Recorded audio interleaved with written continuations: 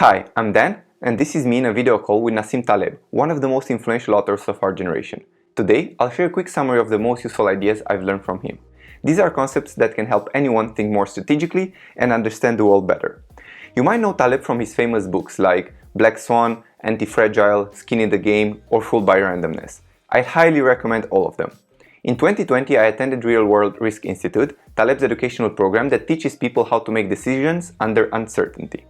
The program basically takes the concepts from his books and explains them in a more technical, mathematical approach. I'll try to explain 4 of these principles in the most practical way possible. 1. Via Negativa, addition by subtraction. The principle that we know what is wrong with more clarity than what is right, and that knowledge grows by subtraction. You learn to make good decisions by eliminating the bad ones. This applies both to personal and professional life. Subtracting things is usually more effective than adding something to our lives. Not eating, like fasting, is healthier for your body than eating bad food. Removing toxic people from your life is better than adding new friends. Giving up cigarettes contributes more to your well-being than adding a positive habit. But it applies to professional life as well. Removing a bad manager or a toxic employee as soon as possible is more effective than hiring a good person. A lot of business decisions is about avoiding incorrect judgments. Not doing what we know is wrong is far better than doing what we believe might be right.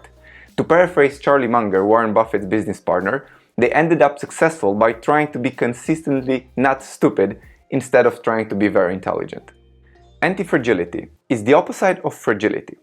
It's something that has more upside than downside from random events or certain shocks. Antifragile systems need stressors to be healthy. When you lift weights, your body adapts to lift heavier weights next time. A key learning here is to never over-optimize systems because optimization is fragile. Globalizations and all the increased connectedness provided lots of benefits for society, but also made our current world much more fragile to shocks, as we saw in the recent years with many supply chain challenges. The more options available, the more freedom you have to respond to unforeseen circumstances. For example, holding some cash instead of investing everything might not be ideal due to inflation, but it makes you and your business more anti-fragile in uncertain periods. The point here is that we should not try to perfectly optimize all processes in the short term because it might affect their ability to adapt to shocks in the longer term. 3. Skin in the game is the principle that if you have the rewards, you must also get some of the risks, not let others pay the price of your mistakes. This is very common in the public sector and politics, where a person is conveniently separated from the consequences of his or her actions. In business, the more skin in the game someone has, the higher the incentives to do a good job. That's one of the reasons why giving equity to employees increases the chances of the company's success. Also, launching projects under one's own name means skin in the game because reputation is fragile, therefore one will be more likely to avoid bad or unethical things while having their name attached to that activity. Another lesson here is to always avoid taking advice from someone who gives advice for a living unless they bear a penalty if the advice is wrong, which is rarely the case. You should never listen to any business consultant telling you what to buy or what to sell unless they show you how they invested their own money. As Taleb puts it, don't tell me what you think, tell me what you have in your portfolio. 4.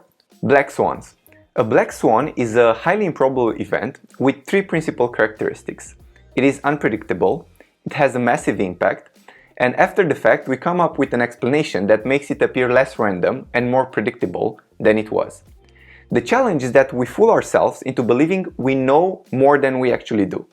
We restrict our thinking to the irrelevant, where large events continue to surprise us and shape our world. We should avoid trying to explain the future by looking at our past, because in the case of black swans, the past is a bad indicator. The antidote is to rethink our strategies to be more robust or even anti-fragile in the face of uncertainty. What can we do?